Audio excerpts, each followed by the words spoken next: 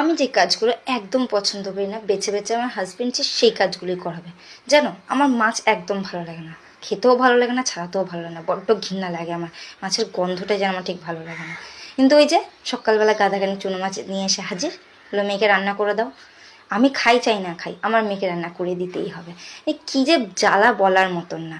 এই যে সকালবেলা গাদাখানিক চুনো মাছ নিয়ে বসে গেছে, জানো 1 ঘন্টার ওপর লেগেছে এই কটা চুনো মাছ ছাড়াতে। তোমরা হয়তো অনেক অনেক রকমভাবে ছাড়াও, তবে আমি খুব ভালোভাবে পরিষ্কার করে ছাড়াই, যেহেতু আমার বাচ্চাকে খাওয়াতে লাগে। আর এত গন্ধ ছাড়ছে, আমার এক্সপ্রেশন দেখেই বুঝতে পারছো আমার বড্ড বিরক্ত লাগছে ছাড়াতে।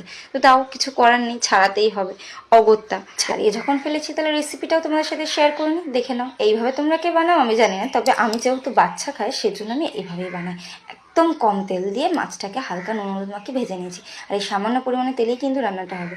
তেলটা গরম হয়ে যাওয়ার পর কালো জিরে, পেঁয়াজ কুচি, টমেটো কুচি আর কিছু পটল আর একটু আলু সিদ্ধ দিয়ে ভালো করে নুন হলুদ মাখিয়ে ভালো করে ভেজে নিয়েছি। হালকা ভেজে নেওয়ার পর পরিমাণ মতন জল দিয়ে দিচ্ছি, ব্যাস ফুটে আসার পর দিয়ে দিলাম মাছগুলো ভেজে। আমার রান্না রেডি। তোমাদের কেমন লেগেছে সেটা কমেন্ট করে অবশ্যই জানিও।